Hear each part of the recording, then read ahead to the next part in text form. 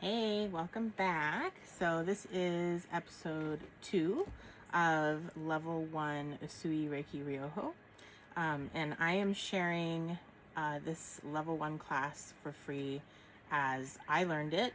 I took my first lessons actually in Alaska. I participated in a Reiki Level 1 and 2 class, and it completely changed my life. And I actually had somebody donate the funds for me to take the class because I was struggling at that time, even though I was working full time and had, seemingly on the outside all my ducks in a row, if you will. I was really struggling and I didn't have any extra savings to do something like this. So that's also part of the reason why I wanted to share this class with the world. I have been learning and growing with Reiki for about 9 years, and I went, so I learned level 1 and 2, and I immediately started treating people. Because it was just a light bulb went on for me. I had previously worked in customer service. I'd worked in mental health for a really long time, and I was always on the paperwork end of helping people. And it just never felt like, there was something missing, something that I could do more. So, anyway, that's part of the reason that so not just for my own healing, but also to be helping others. It is one of the ways I helped myself get off of 13 prescriptions. I helped myself really dig deep into the programming that had disconnected me from my own life, from my own joy in life. I was just a workaholic. I was just work.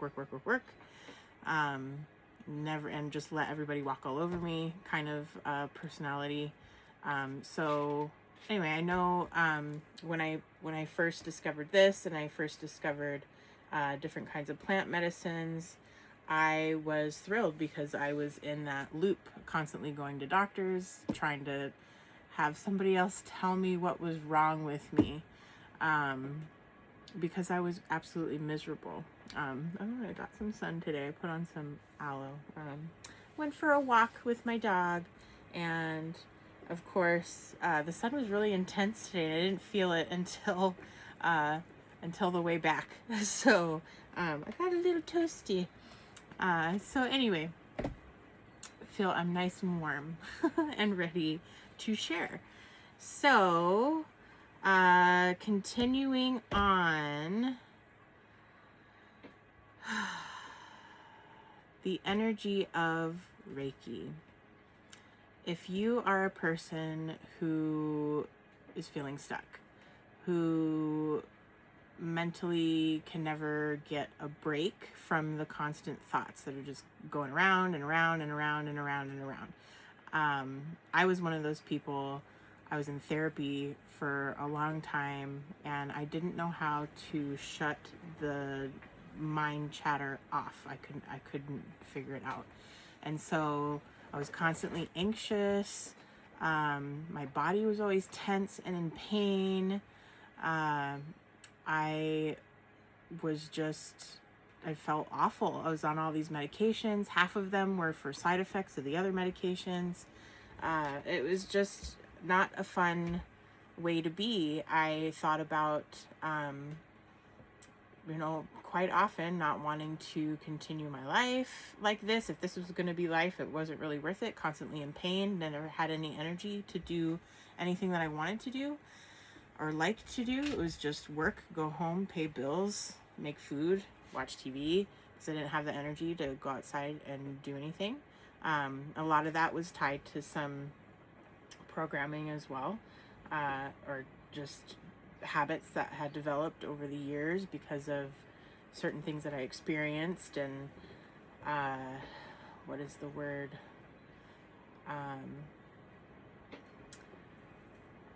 behaviors and thoughts that I accepted as I didn't deserve anything more than that. That was just my life. That was what I was handed, and that's what I had to deal with, which is absolutely not true. So no matter where you're at in life, no matter what you're doing or who you are or what you've done in the past, you have the capacity and ability to change that at any point in time. And Reiki can help you with that. It can help on a physical level, it can help on a mental level, emotional level, and spiritual level. So let's get into chapter 2, and we're going to talk about the history of Reiki. And please keep in mind, this is one Reiki master's I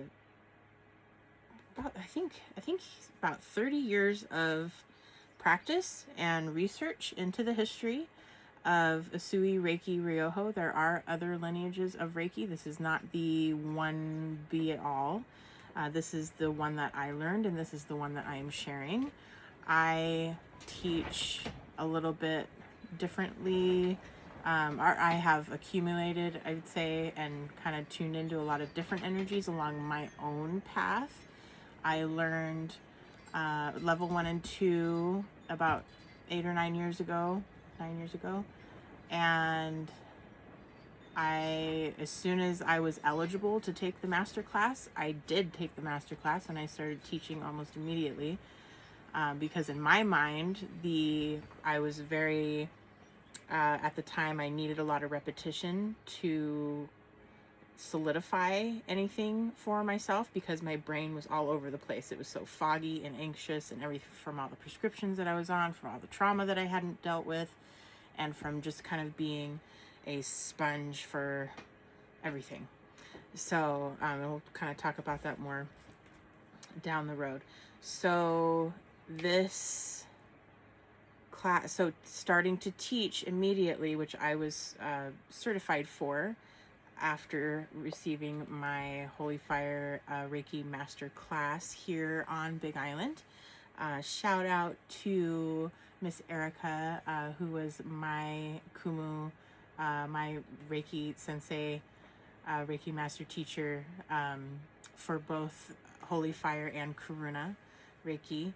And she is also here on the Big Island, and that taking classes with her was absolutely wonderful and has kind of catapulted me along my own journey. So so again, this particular method, or this particular perspective of Reiki, is William Lee Rand's life work. And he got very in depth and researched a lot. And I know there are a lot of other books. I have quite a few, but this is the teaching method that I learned, and this is the one that I am sharing for all of you. So I hope you enjoy it, and I hope you get something out of this. So chapter 2 of the book is the history of Reiki. So there have been many attempts to explain the history of Reiki, but unfortunately in the past, many of them have been based more on myth and an attempt to validate a particular style of Reiki, and for the most part, lacked accurate information. Realizing the need for a factually based history of Reiki, I've spent over 25 years researching this information based on written records and interviews with those close to its development. The result is the following history of Reiki, which is derived from evidence-based facts. So Reiki before Usui. Many consider that Mikao Usui, or Usui Sensei as we reverently refer to him, was the creator of Reiki, and that the word Reiki applies only to the healing modality he discovered and developed. Yet when researching the facts concerning the origin of Reiki as a healing modality, we find that prior to Usui Sensei developing his style of Reiki, there were at least 4 other styles of Reiki healing that were being practiced in Japan. This information comes from Hiroshi Doi Sensei and from Toshitaka Sensei, 2 Japanese Reiki researchers. A more detailed understanding of this subject is explained in the book, An Evidence-Based History of Reiki. In 1914, a Japanese therapist created a healing style he called Reiki Ryoho, and in 1919, he published a book titled Reiki Ryoho to Sono Koka. My pronunciation is awful. Or Reiki Healing and Its Effects. The other Reiki healing styles in use at the time were Reikan Tonetsu Ryoho, created by another practitioner. There's a lot of practitioners here. I am not going to butcher their names. Okay, it was during this time that these Reiki styles were already in use that in March 1922, Usui Sensei had his mystical experience on Kurama Yama, in which he was given the Reiki energy, and from this developed his style of Reiki, which he called Usui Reiki Ryoho. It is interesting that Usui Sensei chose this name, as it tends to indicate that he knew of other styles of Reiki Ryoho in use and was indicating that this was his style. And because of circumstances that developed during World War II, along with the work of Takata Sensei, mentioned later in this section, the other forms of Reiki fell into disuse or remained relatively unknown, while Usui Reiki continued to be practiced and grew in popularity. In considering what should or should not be called Reiki, we must consider that not only have there been many systems of Reiki healing that are original and do not have a lineage going back to Usui Sensei, but that the Reiki energy has been around at least for thousands of years, and in fact some feel it has been around since the beginning of time. I am one that it's been around since the beginning of time. It is in fact source, life source, universal life force energy. So all the way from the beginning of time, this energy has been flowing and moving through the universe and life itself. And this is a system of tapping into that energy to shift things for yourself and your surroundings. So Reiki energy is something that anyone can make use of, and of course many have. So with this in mind, it appears logical to assume that any system that makes use of Reiki energy can be called Reiki, not just those systems that can be traced back to Usui Sensei. So that right there squashes any debates on Reiki is only this or Reiki is only that. And I tend to agree with that. There are a lot of different names that it is called, but it is quite profound. So, because of conditions in Japan after World War II and the fact that Hayao Takata had brought Reiki to the West, Usui Reiki became the predominant form of Reiki practice throughout the world. So because of this, a thorough understanding of Usui Reiki is important, as it will give us a foundation for understanding Reiki, making it easier for us to connect with its essence. So there is an inscription on his memorial. The history of Usui Reiki begins with a look at the inscription on the memorial stone that was erected in 1927 in Tokyo, Japan, in memory of Usui Sensei, founder of the Usui Reiki healing system. The inscription on the Usui memorial, dating from 1927, was written by a teacher who was trained by Usui Sensei and able to teach and practice Reiki the same way that he did. He also succeeded Usui Sensei as president of the Usui Reiki Ryoho Gakkai, so is the Healing Method Society. The English translation was done and is printed here in the book with permission of the authors. So the large kanji, adopted Chinese characters used in the Japanese writing system at the top of the memorial stone, reads Memorial of Usui Sensei's Virtue. The remainder of the inscription reads as follows: what you can naturally realize through cultivation and training is called virtue, and it is called merit. To spread a method of leadership and relief and practice it. It is people of many merits and a good deal of virtue that can be eventually called a great founder. People who started a new learning and founded a fresh sect among sages, philosophers, geniuses, etc., named from the ancient times, were all those as mentioned above.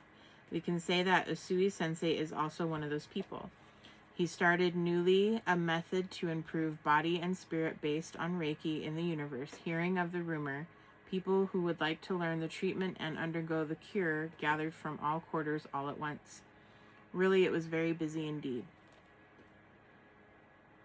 Usui Sensei, whose popular name is Mikao and whose pen name is Gaiohan, came from Taniai Village, Yamagata District, Gifu Prefecture, and had forefathers who had played an active part as a military commander between the end of Heian period and the beginning of Kamakura period, 1180 to 1230.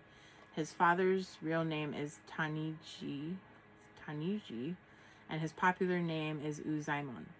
His mother came and got married from the family named, so this is why my pronunciation is off, because I'm currently learning other languages, and so those are more fresh.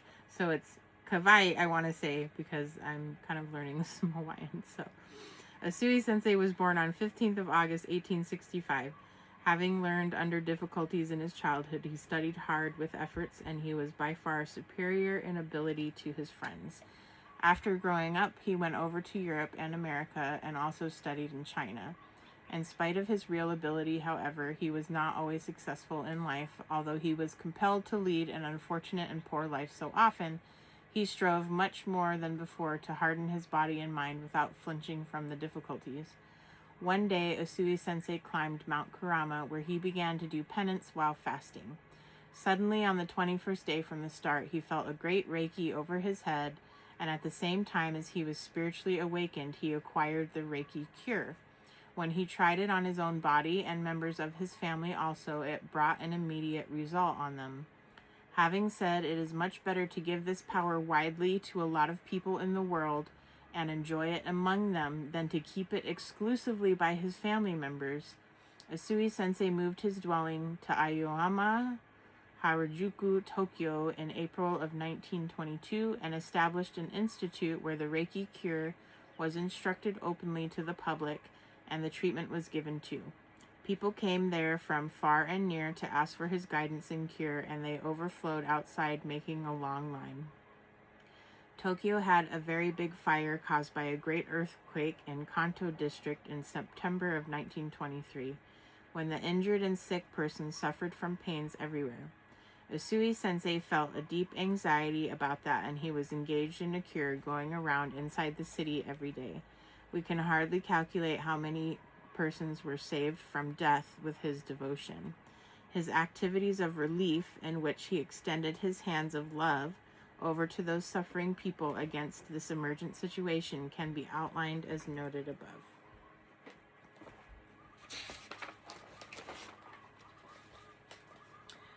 Thereafter, his training center became too small to receive the visitors, so he built a new house in Nakano outside the city in February of 1925 and transferred there.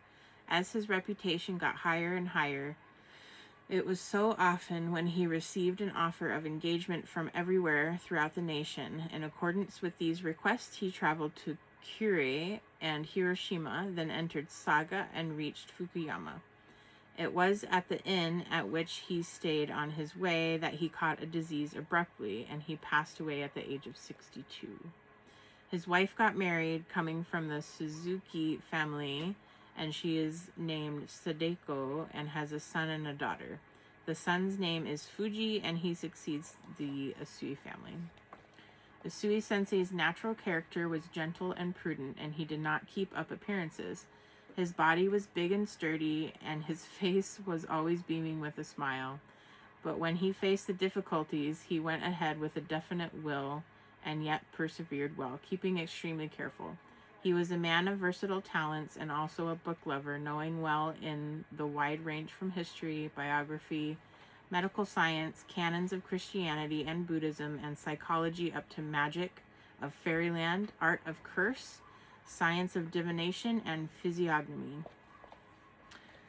In my opinion, it is evident to everybody that Usui Sensei's cultivation and training were based on his career of art and science, and the cultivation and training became a clue to create the Reiki cure. Reviewing the fact, I understand what the Reiki cure is aiming at is not only to heal the diseases, but also to correct the mind by virtue of a God-sent spiritual ability. Keep the body healthy and enjoy a welfare of life. In teaching the persons, therefore, we are supposed to first let them realize the last instructions of the Emperor Meiji, and chant the 5 admonitions morning and evening to keep them in mind. The 5 admonitions and questions are: don't get angry today, don't be grievous, express your thanks, be diligent in your business, and be kind to others. These are really the important precepts for cultivation, just the same as those by which the ancient sages admonish themselves. Usui Sensei emphasized that this is surely a secret process to bring a good fortune and also a miraculous medicine to remedy all kinds of diseases, by which he made his purpose of teaching clear and accurate. Furthermore, he tried to aim at making his way of guidance as easy and simple as possible, so nothing is difficult to understand therein.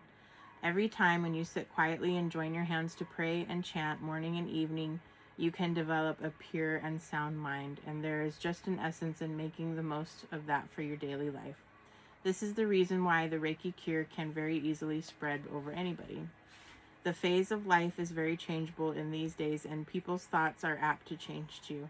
Could we fortunately succeed in spreading the Reiki cure everywhere, we feel sure that it would have to be very helpful in order to prevent people from disordering their moral sense. It never extends people anything but the benefits of healing long-term illness, chronic disease, and bad habit. The number of pupils who learned from Usui Sensei amounts to more than 2,000.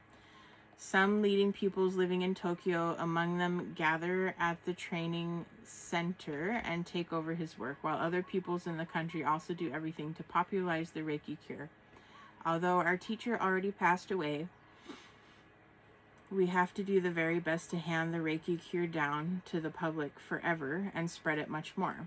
What a great thing he did to have unsparingly given people what he had felt and realized by himself.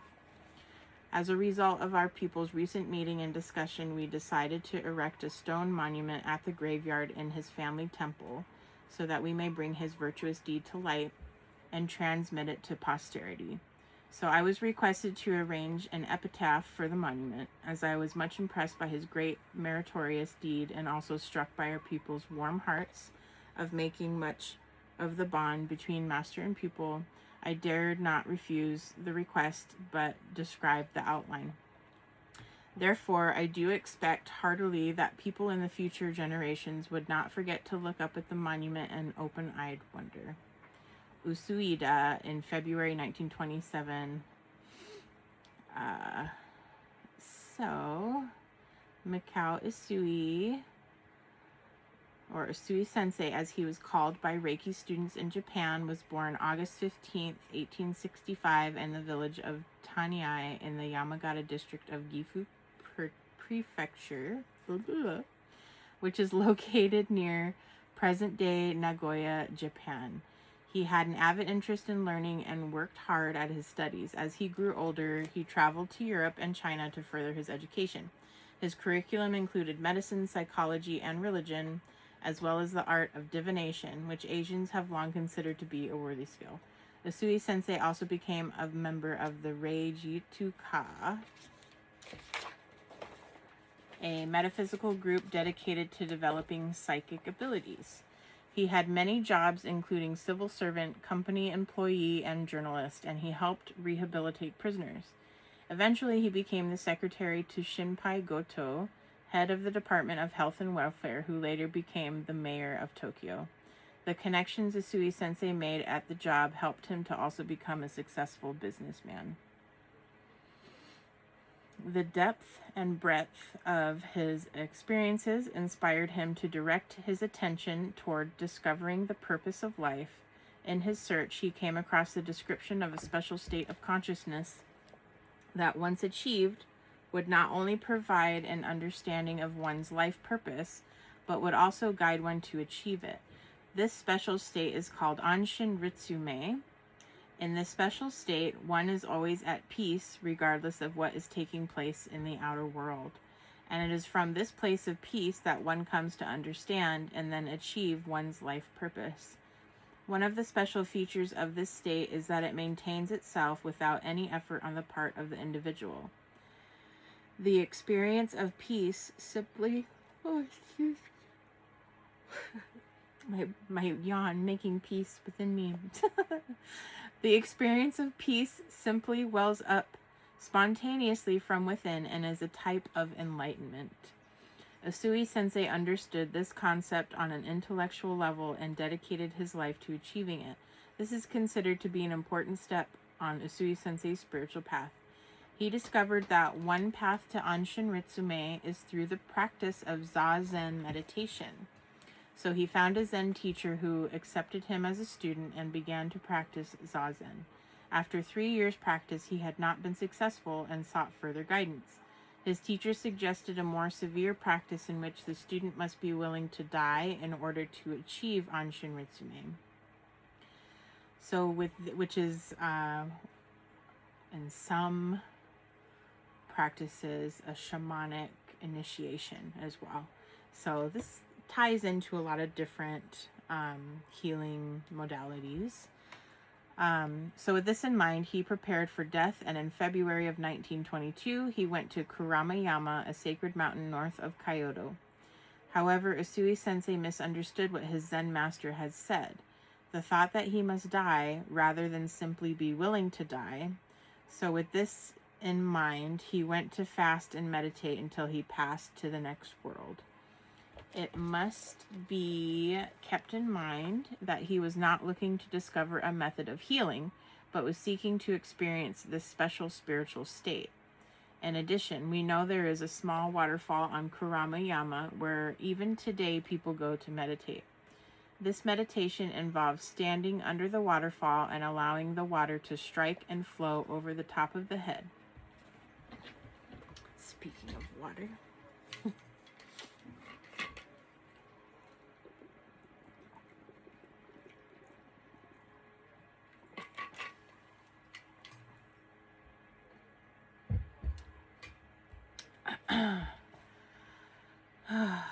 Okay, so this meditation involves standing under the waterfall and allowing the water to strike and flow over the top of the head, a practice that is said to activate the crown chakra. Japanese Reiki masters think that Usui Sensei may have used this meditation as part of his practice. In any case, as time passed, he became weaker and weaker. It was now March 1922, and at midnight of the 21st day, he stood up and a powerful light suddenly entered his mind through the top of his head, and he felt as if he had been struck by lightning. This caused him to fall down unconscious. As the sun rose, he awoke and realized that whereas before he had felt very weak and near death from his fasting, he was now filled with an extremely enjoyable state of vitality that he had never experienced before. A miraculous type of high-frequency spiritual energy had displaced his normal consciousness and replaced it with an amazingly new level of awareness. He experienced himself as being the energy and consciousness of the universe, and that the special state of enlightenment he had sought had been given to him as a gift. He was overjoyed by this realization. When this happened, he was filled with excitement and went running down the mountain to tell his Zen master of his great good fortune. On his way down, he stubbed his toe on a rock and fell down. And in the same way anyone would do, he placed his hands over the toe, which was in pain. As he did this, healing energy began flowing from his hands all by itself.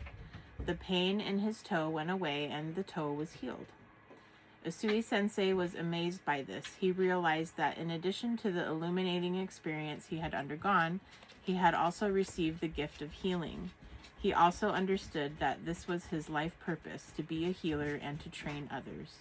In April 1922, he moved to Tokyo and started a healing society that he named Usui Reiki Ryoho Gakkai, Usui Reiki Healing Method Society.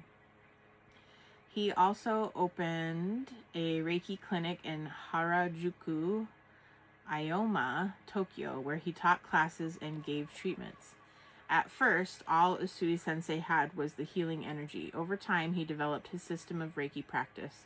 Most of these developments came in 1923, after the Great Kanto earthquake and tsunami that did extensive damage in Tokyo and killed over 100,000 people and injured over 1 million. Because there were so many people in need of healing, Usui Sensei decided he needed to do something to speed up his ability to train teachers. It was at this time he developed many of his practitioner techniques such as Gasho, Biosen scanning, Reiji Ho, Gayoshi Ho, and Kaku Chiryo, and so forth. He also developed a formal attunement method for Reiju Kai, making it easier for others to learn Reiki and to become teachers. Prior to this, the method he used to pass on the Reiki ability was to simply hold the student's hands, but this took a long time. The Reiju Kai made transferring the Reiki ability much faster. Also, he had many different ways he performed the Reiju Kai, not just one. He would touch the student's shoulders or the hips or the knees to give Reiju Kai.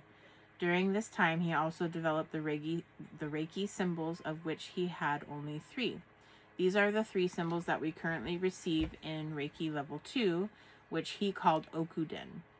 He did not have a master symbol. This important point was confirmed by Hiroshi Doi Sensei, a member of the Gakkai, and in discussions he had with several of the Gakkai presidents and many of the Shinpiden members. This idea was also confirmed by our Java Petter Sensei, who had contact with Shinpiden teachers from the Gakkai and with its president. These same sources also indicate that Usui Sensei also gave many attunements to each student, not just one or one set, which is why it is never a bad idea if you're already attuned to Reiki to re-up, get as many attunements. And if you are a teacher, you can attune yourself or you can have somebody else attune you. And so it continually refines and develops the ability to channel Reiki energy, making the energy one channels more versatile and able to heal a wider range of conditions, to heal more deeply and in a shorter time. The philosophy of Usui Sensei was that there is no limit to the quality and effectiveness of the Reiki energy available in the universe. There is no limit to the quality and effectiveness of the Reiki energy available in the universe. And an important purpose for all students was to continually seek to improve the quality and effectiveness of the Reiki energy one is able to channel. He called his system of healing Shin Shin Kaizen Usui Reiki Ryoho, the Usui Reiki treatment method for improvement of body and mind, or in its simplified form, Usui Reiki Ryoho, Usui Reiki healing method. The first degree of his training was called Shoden, first degree, and was divided into 4 levels: Loku Tao, Go Tao, Yon Tao, and San Tao. Note that when Takada Sensei taught this level, which in the West we refer to as Reiki Level 1, she combined all 4 levels into one. This is most likely why she did 4 attunements for Level 1. The next degree was called Okuden, which is inner teaching, and had 2 levels: Okuden Zenki, the first part, and Okuden Koki, the second part. The next degree was called Shinpiden and stands for mystery teaching, which is what Western Reiki calls master level. The Shinpiden level includes Shihan Kaku, assistant teacher, and Shihan, venerable teacher. Demand for Reiki became so great that Usui Sensei outgrew his clinic, so in 1925 he built a bigger one in Nakano, Tokyo. Because of this, his reputation as a healer spread all over Japan. He began to travel so he could teach and treat more people.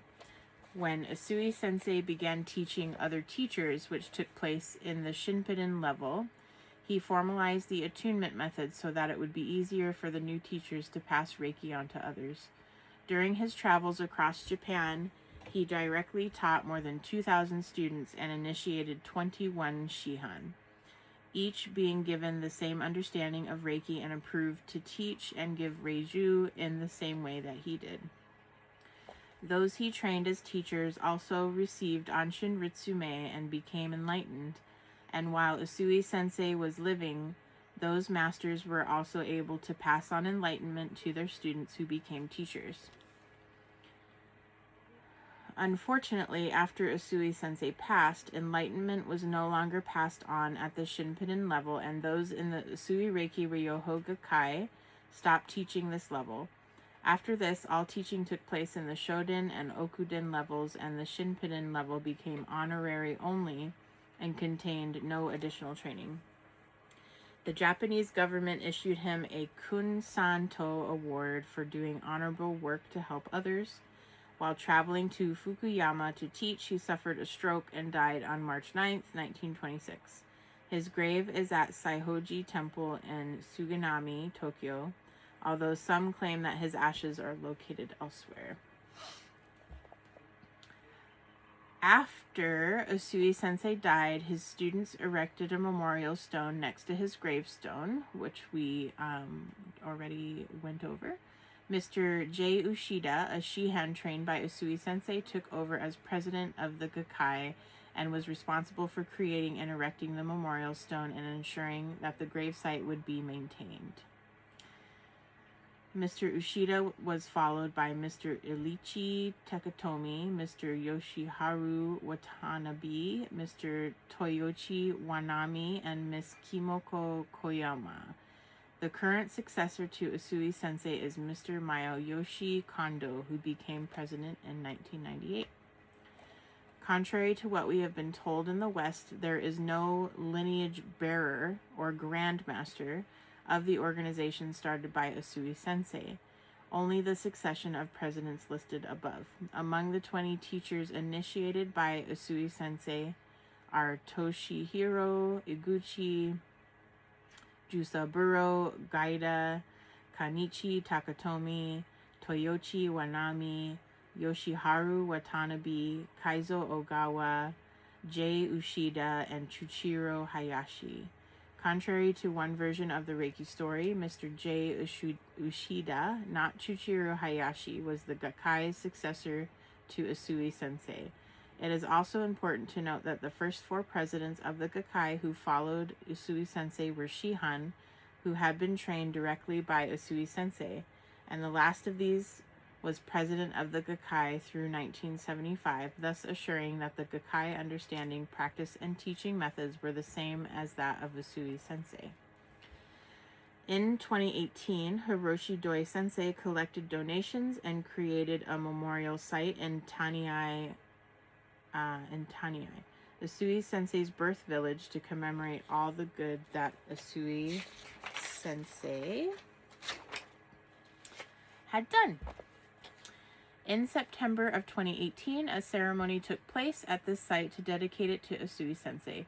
Fortunately, the timing was exactly right for William to attend the ceremony. Below is a photo of the memorial. I'll show you that. There's the memorial.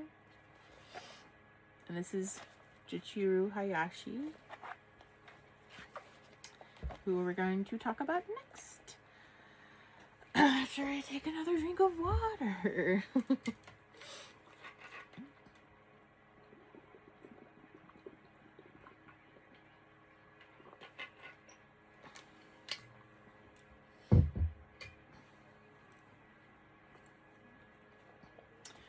Before his passing, so this is Juichiro Hayashi. Before his passing, Usui Sensei had asked Juichiro Hayashi Sensei to open his own Reiki clinic and to expand and develop Reiki Ryoho based on his previous experience as a medical doctor in the Navy. Motivated by this request, Hayashi Sensei started a school and clinic called Hayashi Reiki Kenkyukai Institute. After Usui Sensei's passing, he left the Gakkai. At his clinic, which was located in Tokyo, he kept careful records of all of the illnesses and conditions of his Reiki patients. He also kept records of which Reiki hand positions worked best to treat each illness and condition. Based on these records, he created the Reiki Ryoho Shinshin guidelines for Reiki healing method. This healing guide was part of a class manual he gave to his students. The handbook was to be used only if the practitioner was not able to use biosen scanning to find the best hand positions to use. Many of his students received their Reiki training in return for working in this clinic. Hayashi Sensei also changed the way Reiki sessions were given. Rather than have the client seated in a chair and treated by one practitioner, as Usui Sensei had done, Hayashi Sensei had the client lie on a treatment table and receive treatment from several practitioners at a time. He also created a new, more effective system for giving reiju, or attunements. In addition to increase the value his students received while he was traveling, he developed a new method of teaching Reiki. In this method, he taught both the Shoden and Okuden Reiki 1 and 2 together in one 5-day seminar. Each day included 2 to 3 hours of instruction and one reiju. Following the Usui method, students were encouraged to receive reiju on a regular basis from their local shihan or teacher after completing Hayashi Sensei's class, so as to continue to refine and develop the quality of the Reiki energy that they channeled. Because of his trip to Hawaii in 1937-1938, prior to the Japanese attack on Pearl Harbor, he was asked by the Japanese military to provide information about the location of warehouses and other military targets in Honolulu. He refused to do so and was declared a traitor. This caused him to lose face, which meant he and his family would be disgraced and would be ostracized from Japanese society. The only solution was seppuku, which was ritual suicide, which he carried out. He died honorably on May 11th of 1940. After this, Hayashi Sensei's wife, Chi Hayashi, took over his clinic and ran it for some years, but eventually she retired. With no one to take over this position, the clinic came to an end. It is likely that some of Hayashi Sensei's students continue to teach, but most of these have also passed on. In 1999, it was discovered that Chiyoku Yamaguchi Sensei, a Shinpiden or master student of Hayashi Sensei, was still alive and practicing. She was encouraged to teach and began doing so. Fortunately, I was able to take her Reiki 1 and 2 class in 2001 in Kyoto, Japan. Chiyoko Yamaguchi passed on in 2003. And now we get to Hayawo Takada. So the following is a summary of Takada Sensei's version of her early years leading up to her contact with Reiki at the Hayashi Clinic. It comes from an interview that appeared in the San Mateo Times, May 17th, 1975, titled Mrs. Takada Opens Minds to Reiki by Vera Graham. This is Takada Sensei. And she actually had a clinic in Hilo, which is now Klein Chiropractic. And there is a Reiki practitioner in that clinic now, which is wonderful. I got to visit the clinic when I was living over on the east side, and I was working in Hilo for a few months before I moved over to the west side of the island. So, Hayawo Takada, she stated that she was born on December 24th, 1900 on the island of Kauai in Hawaii. Her parents were Japanese immigrants and her father worked in the sugarcane fields. She eventually married the bookkeeper of the plantation where she was employed. His name was Saichi Takada and they had 2 daughters. In October of 1930, Saichi died at the age of 34, leaving Mrs. Takada to raise their 2 children. In order to provide for her family, she had to work very hard with little rest. After 5 years, she developed severe abdominal pain and a lung condition, and she had a nervous breakdown. Soon after this, one of her sisters died, and it was Takada Sensei's responsibility to travel to Japan, where her parents had resettled, to deliver the news. She also felt she could receive help for her health issues in Japan. After informing her parents and attending the funeral, she entered a hospital and stated that she was diagnosed with a tumor, gallstones, appendicitis, and asthma. She was told to prepare for an operation but opted to visit Hayashi Sensei's clinic instead. Mrs. Takada was unfamiliar with Reiki but was impressed that the diagnosis of Reiki practitioners at the clinic closely matched the doctors at the hospital. She began receiving treatments. 2 Reiki practitioners would treat her each day. The heat from their hands was so strong, she said, that she thought they were secretly using some kind of equipment. Seeing the large sleeves of the Japanese kimono worn by one, she thought she had found the secret place of concealment. Grabbing his sleeves one day, she startled the practitioner, but of course found nothing. When she explained what she was doing, he began to laugh and told her about Reiki and how it worked. Mrs. Takata got progressively better and in 4 months was completely healed. She wanted to learn Reiki for herself. So 4 months healed from a tumor, gallstones, appendicitis, and asthma by just receiving Reiki. In the spring of 1936, she received first-degree Reiki from Dr. Hayashi. She then worked with him for a year and received second-degree Reiki. Mrs. Takata returned to Hawaii in 1937, followed shortly thereafter by Hayashi Sensei, who came to help establish Reiki there, and his daughter, Kiyoi, in February 1938. Hayashi Sensei initiated Hayawa Takata as a Reiki master. Takata Sensei practiced Reiki in Hawaii, establishing several clinics, one of which was located in Hilo on the Big Island. She gave treatments and initiated students up to Reiki 2. She became a well-known healer and traveled to the U.S. mainland and other parts of the world, teaching and giving treatments. She was a powerful healer who attributed her success to the fact that she did a lot of Reiki on each client. She would often do multiple treatments, each sometimes lasting hours, and treat difficult cases every day for months until the client was healed. To help with this process, she often initiated members of a client's family so they could give Reiki to the client as well. Takata Sensei had a unique way of practicing and teaching Reiki that was noticeably different than how Usui Sensei or Hayashi Sensei had practiced and taught. The late John Harvey Gray was one of Takata Sensei's most respected students, and in fact, she indicated that he would be one of the 3 Reiki masters that were to carry on her work after she retired. Have some water.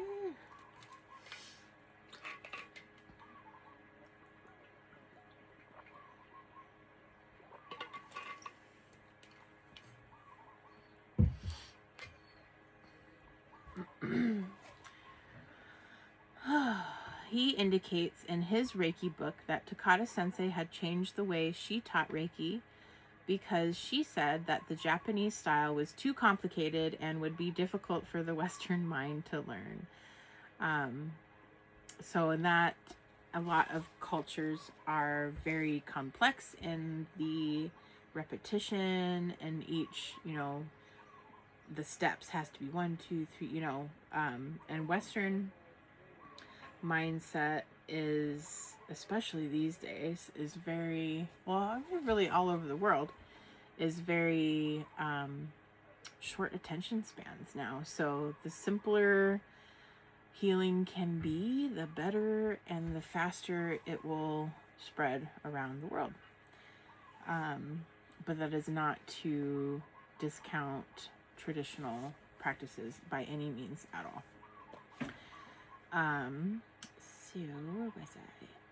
Because of this, she said she had simplified the system. So this included the development of her own hand position system, which she called the foundation treatment.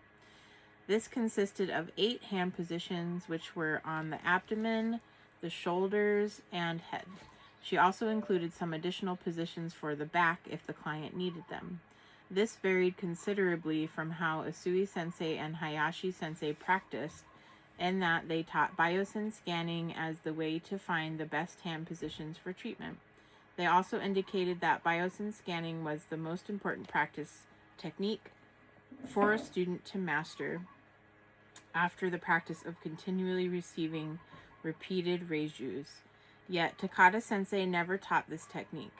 She also did not teach any of the other methods used by Usui Sensei and Hayashi Sensei, such as Gash-ho, Reiji-ho, Kenyoku, Gayoshi-ho, Koki-ho, and so forth. Additionally, she had a different attunement method for each level of Reiki, taught her students that the attunements empowered the symbols, and taught a master symbol that was given to master students. In her system, the master symbol was needed in order to give attunements, and it could also be used during Reiki sessions for purposes of healing. She did not encourage her students to receive as many attunements as possible as was taught by Usui Sensei and Hayashi Sensei, but taught that just one set of 4 attunements for Reiki 1 and 1 or 2 attunements for Reiki 2 and 1 for the master level are all that are necessary. The simplified system that Takada Sensei taught was effective and has proven to produce valuable results for her students and their clients. Because of this, Takada Sensei can be considered an important innovator of Usui Reiki Ryoho. A remarkable addition that Takada Sensei made to the practice of Reiki is that she is the one who added the master symbol. Prior to this, neither Usui Sensei nor Hayashi Sensei used a master symbol. But according to Reiki author Robert Fuston, who interviewed the Reiki masters Takada initiated, those who were initiated by her before 1975 did not have a master symbol, and those who were initiated after 1975 did have it. So from these facts, it can be deduced that she must have been the one to add the master symbol to the practice of Reiki.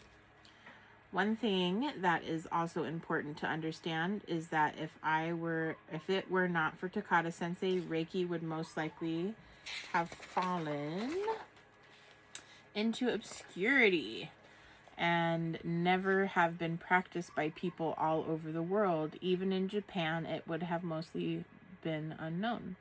This is because after World War II, the United States required Japan to unconditionally surrender. This placed the United States in complete control of Japan. One of the conditions to U.S. required is that all those practicing any type of healing be required to have a license. Some of the healing groups did get licensed, but the Usui Reiki Ryoho Gakkai decided that they did not want to be controlled by a licensing board and instead chose to go underground. They decided that the members were not to talk to anyone outside their group about Reiki and that they would only practice Reiki with each other. This made it difficult for anyone to find out about Reiki in Japan, including the Japanese. Also, because it became very difficult for new members to join, the membership slowly declined. This problem exists even now, and the Gakkai membership continues to slowly dwindle. If this continues at some time in the not-too-distant future, the Gakkai is likely to come to an end. Because Takada Sensei learned Reiki in Japan and returned to Hawaii and began teaching Reiki before World War II, she prevented Reiki from being lost. She was a great teacher and promoter and taught Reiki classes all over Hawaii and in many parts of the U.S. mainland. Before her passing, she taught 22 Reiki masters who carried on the tradition. The evolution of Reiki. So after William was initiated into Reiki 1 on the Big Island of Hawaii, he walked off by himself and stared at a sunbeam shining in through the window. As he was doing this, the Reiki energy spoke. It said that Reiki is an energy that can be developed. This was an important event, as at that time it was taught that what you got in each level was what you got, and nothing was mentioned about being able to develop the energy further than the quality of the energy one got in each level. However, because of that experience, he knew it could be developed and kept an open mind to this possibility and to any inward guidance that he might receive. This is also the reason why there are so many different lineages of Reiki. If you just do, a quick search, or if you even attend there's some Reiki summits that happen, and there are so many different wonderful Reiki masters who share different lineages, all the way from very traditional Reiki to Dragon Reiki, Angelic Reiki,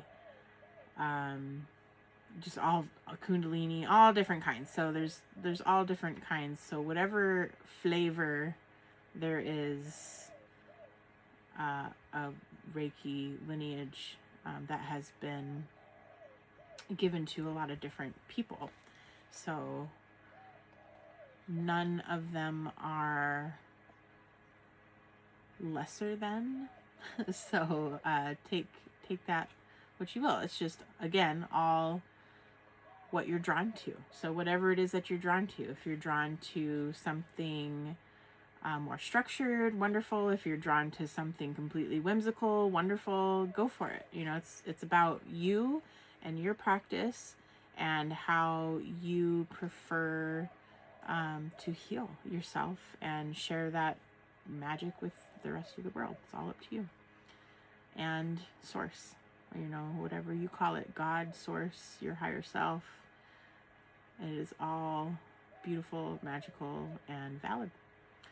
I knew it could be developed, kept an open mind to the possibility and inward guidance. So furthermore, as new information came from Japan over time from a number of Reiki researchers, the fact that the original founders indicated that it could be developed became more clearly known. In addition, there is something obvious about the fact that if Reiki does come from an infinite source, then it must be possible to receive ever higher and more effective levels of Reiki if one is open to the possibility. This must be true for the techniques one uses to practice Reiki, but it must also be true for the quality of the healing energy. Reiki energy comes from an infinite source, and because of this, regardless of how developed and evolved one's healing energy has become, one will always be channeling only a small portion of the potential healing energy that is available. It is always possible for the quality, effectiveness, and benefit of one's healing energies to improve, and this includes what takes place in the attunements, placements, and ignitions as well. Usui Sensei alluded to this when he said he wasn't at the top of the Reiki healing system, but one step below. It is also important to note that according to the Bible, Jesus, who is considered by many to be a great healer and spiritual master, said that we could do everything he had done and even more. Reiki continues to develop. Takada Sensei required all the masters she trained to charge a fee of $10,000 for the master level. She taught that this was a required fee, and if you did not charge this fee, then you would not be teaching Usui Reiki. The fee wasn't based on the length or quality of training she provided, as no apprenticeship was included. The actual length of her master training has not been documented by any of her masters except for Bethel Phage, who reported receiving both level 2 and master within a few days. However, in conversations with a few of her masters indicate in at least some cases her master training lasted only a few days. According to Phage, the high fee was to instill respect for the master level. However, the high fee, along with the tendency of Takada Sensei's masters not to teach many other masters, was causing Reiki to spread very slowly. Iris Ishikuru was one of Takada Sensei's master students, and Iris also had other training as a healer. She was involved with the Jo-Rei Fellowship, a religious fellowship that includes healing with energy projected from the hands. It is also interesting to note that the symbol used by the Jo-Rei Fellowship includes the Usui master symbol. She had always learned another kind of healing from her sister, who worked in a Tibetan temple in Hawaii. After Takada Sensei passed in 1980, Iris decided that she would follow her own inner guidance and teach for a more reasonable fee. As far as he knows, she was the only one of Takada Sensei's 22 masters who did this. The others continue to charge the high fee for mastership. Iris trained only 2 masters. One was Arthur Robertson, and the other was her daughter Ruby. She asked them to always charge a reasonable fee. Ruby decided not to teach Reiki. However, Arthur Robertson did begin teaching in the mid-1980s and charged a fee of $500. This reasonable fee allowed many more students to become Reiki masters. He began giving master trainings with 10 to 30 students in each class. Those that Robertson taught trained others, and the number of teaching Reiki masters quickly increased. Because Iris Ishikuru ignored the price restriction that Takada Sensei had placed on Reiki, she became the pathway through which Reiki would spread more quickly and eventually be passed on to people all over the world. In light of this, it is likely that the majority of Reiki people in the world have their lineage going back through Iris Ishikuru. Arthur Robinson had also been a teacher of Tibetan shamanism and had learned of a healing method that made use of several symbols and an attunement-like technique called an empowerment. This method had similarities to Usui Reiki. After becoming a Reiki master, he developed an alternative method of Reiki that was a combination of the Tibetan style of healing and Usui Reiki. The parts from Tibetan shamanism were the use of 2 Tibetan symbols, with one being used as a master symbol, and the violet breath. It also incorporated the use of the 3 symbols from the Okuden level of Usui Reiki. He called this system Raku-Kei. Robertson taught both the Takata-style Usui system and Raku-Kei, teaching them separately in different classes.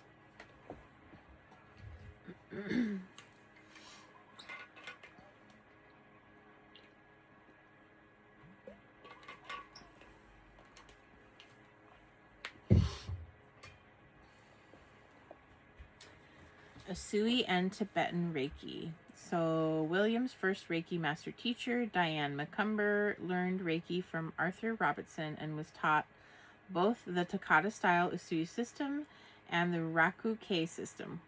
While he learned both from her in March 1989, she mainly taught the Raku-Kei system. Later the same year, he was also taught the Usui system by Marlene Schilke, who had also learned from Arthur Robertson.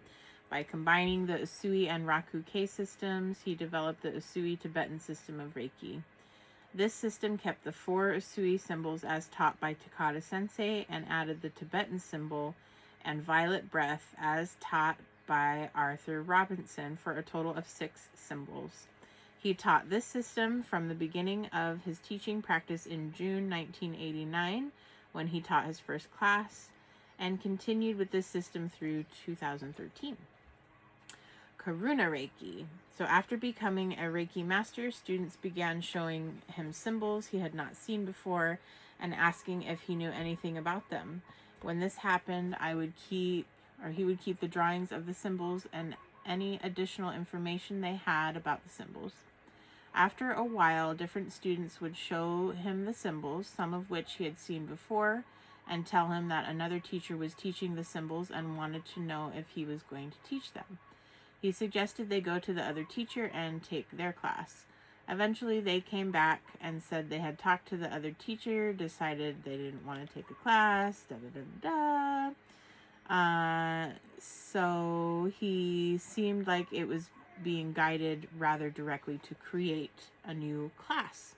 So he contacted some of the best students, and especially those who were sensitive to healing energy and clairvoyant, and asked them to meet with him over a weekend to experiment with some new Reiki symbols.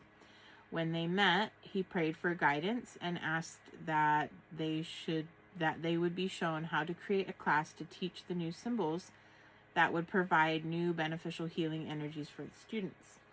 This process worked, and between 1993 and 1995, a new style of Reiki was created.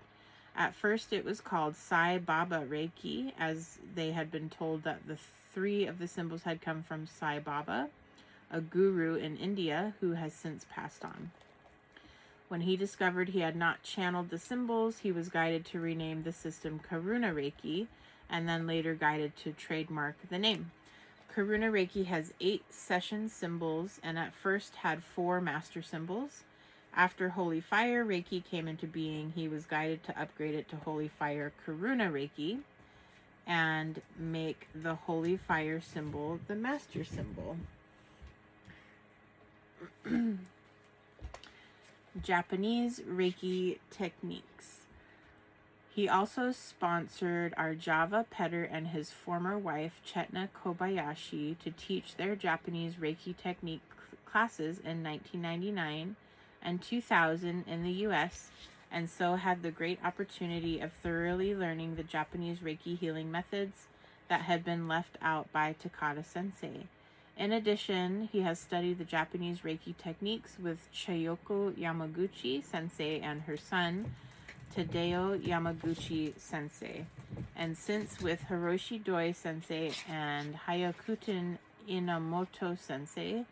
This broadened his understanding of Reiki and helped in many ways. And there is a lineage chart in the book. If anybody is interested in that. And my teacher also took classes directly from William. So his lineage is also my lineage, plus one more. So he continued to keep an open mind about the possibility of channeling ever higher levels of Reiki energy. So, Holy Fire Reiki energy. We've got some pictures here. In January of 2014, during a session with Janice Jones, a spiritual advisor he had been seeing for the previous 19 years, he was made aware of a healing energy that was more refined and contained a higher level of consciousness than anything he had previously experienced. During the session, he was given the symbol and the attunement for it and was told he was to begin teaching it as part of the ART Masterclass. So ART is Advanced Reiki Trainer? Advanced Reiki. I forget. It's in here somewhere. Anyway. Masterclass scheduled to start the next day. That the ART class is not given anymore. The energy around this experience was so clear and powerful that he trusted what he was told and followed the instructions. The energy guided him through that first teaching experience. The Tibetan symbols, including the Tibetan Master Symbol and the Tibetan Fire Serpent, as well as the Violet Breath, were retired and replaced with the Holy Fire. All of the Usui symbols, including the Power, Mental, Emotional, Distant, and Master symbols, were retained. The attunement process was changed and renamed to be called an ignition, which was for the master level, and then later a placement process was given to me for Reiki 1 and 2, and the first part of Reiki Master. Those new methods of passing on the energy were significantly different. Sorry if you hear that. This is my kitty sharpening her murder mittens, getting ready for dinner. I'm sure it's probably dinner time. Oh yeah, she's looking at me. I'm almost done. The students experience. Oh, hi. Hello. Do you want to say hello? No? Okay. She just wants dinner. The system is easier to learn and to teach, and yet works better than any healing method they had been aware of. Oh, and here's my puppy dog. She's also ready. Almost done. So you go play. Go play for a little bit longer. Go play. Go on. So the essence of Reiki. So as we meditate on Reiki energy. I know, I'm almost done. I am almost done. Yes. You want to say hello? Come here. You say hi. Say hi. Say hi. Hi, everybody. This is my Lucy girl. Okay. So the essence of Reiki, as we meditate on Reiki energy, both when giving sessions to others and to ourselves, and when teaching classes and giving attunements, and now with Holy Fire Reiki, when giving placements and ignitions, we become aware of a wealth of positive qualities that are embodied within the essence of the Reiki energy. These qualities transcend states of consciousness we usually... I'm almost done. Stop.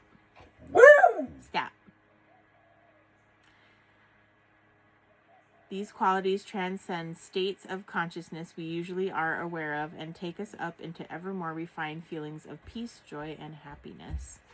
In addition, they are also capable of helping us develop healthy, positive traits in our personalities. However, since Reiki respects free will, it will not heal us or develop these higher states unless we invite it to do so. This requires that we will be willing to change. The ability to recognize unhealthy personal qualities within ourselves and be willing to let them go is necessary if we are to move forward with our personal healing. Those who accept Reiki as their spiritual path are devoted to allowing it to heal them completely and surrender to its ability to do this, find that Reiki will guide them more quickly along the path of healing.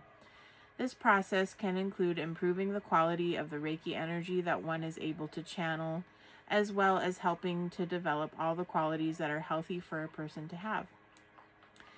As the quality improves, Reiki can heal us and those who come to us for Reiki sessions and classes more easily and more deeply. As the quality of Reiki energy one is able to channel becomes more refined and effective, one becomes more aware of the essence of Reiki and the amazing places in consciousness it is capable of taking us. The positive, healthy traits Reiki is capable of developing within us include patience, love of self and others, and non-competitiveness. It moves us into a place of acceptance of others' ideas and beliefs, and helps us to be non-judgmental, empowers our ability to forgive, develops gratitude for friends and family, and for all we have and experienced, improves the quality of joy and peace we experience, and most importantly, increases our connection to the source of Reiki, so that an ever stronger feeling of safety develops as Reiki more easily guides our lives and watches over all that we do. This understanding helps us to appreciate that Reiki has an unlimited potential. This concept can be likened to a library. Once one has a library card, one has access to the books in the library. But that doesn't mean that one has read all the books and can apply all the knowledge and wisdom that they contain. The same is true of Reiki. Simply having received the attunements does not give you access to the Reiki energy, but that doesn't mean you are able, or it does give you access to the Reiki energy, but that doesn't mean you are able to channel the highest and most effective qualities of Reiki that exist. It simply means that you are now able to access the Reiki energy, and if you give it permission and work with it, it can refine your ability to channel ever higher and more effective levels of healing energy. This awareness becomes even more apparent with Holy Fire Reiki, and as you shall experience in this class, an ever higher level of joy, peace, and love will show you how wonderful and important it is to allow yourself to receive this gift. The rest of the chapter is pictures that may not come through very well, so I'm going to stop there. That is a very brief history of Reiki, of the particular lineage of Reiki. This next chapter 3 is specifically about the International Center for Reiki Training, which William Lee Rand is the founder of.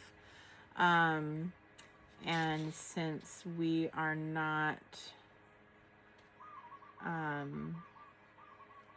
going into that, I'm not going to read this whole chapter, but if there is, if that is something that you would like to explore, you can go to reiki.org. That is the website for William Lee Rand's agency, the International Center for Reiki Training. There's a lot of wonderful resources there. I highly recommend exploring it if you are called to, but you do not have to. And that is that. They do have a licensed Reiki Master Teacher program. And we're going to go deeper into some of the things that it talks about. I do want to say all Reiki groups have value, so that is something that we did mention. So affirming that all Reiki practitioners and teachers are being guided by Reiki energy to practice and teach Reiki in a way that is exactly right for them. We also affirm that all Reiki practitioners and groups are working to heal themselves, each other, and the planet. Because of this, we honor and respect all Reiki practitioners, teachers, and groups regardless of lineage or organizational affiliation. We have focused on making our system of Reiki the best that they can based on inner guidance and experience. Also affirm that Reiki students are capable of deciding for themselves which system or teacher is right for them. We encourage all Reiki students to study with more than one teacher or system if they are guided to do so, and that is something that I wholeheartedly believe in as well. I have learned, I just have continued to explore a lot of different types of Reiki. I will share the center's purpose and philosophy, just for those who might be interested in exploring further with the agency. So the purpose is to establish and maintain standards for teaching Reiki, to train practitioners and teachers, to create instructional manuals for use in Reiki classes, to encourage the establishment of Reiki support groups where people can give and receive Reiki sessions, to help people develop and use their Reiki skills, to encourage students to become successful Reiki teachers if they are guided to do so, to research new information about Reiki and to develop new techniques to improve its use, to openly acknowledge the value provided by all Reiki people regardless of their lineage or affiliation, to promote friendly cooperation among all Reiki practitioners and teachers towards the goal of healing ourselves and planet Earth through the use of Reiki. The center philosophy: honesty and clarity in one's thinking and communication, willingness to recognize prejudice in oneself and replace it with truth and love, compassion for those who have decided not to do this, speaking the truth without judgment or blame, respecting others' rights to form their own values and beliefs, placing greater value on learning from experience and inner guidance than on the teachings of an outside authority, basing the value of a theory or technique on the verifiable results it helps one achieve, being open to results rather than attached to them, taking personal responsibility for one's situation in life, assuming that one has the resources to resolve any problem encountered or the ability to develop those resources, using negative and positive experiences to heal and to grow, trusting completely in the higher power regardless of the name one uses, complete expression of love as the highest goal, which are all pretty wonderful philosophies.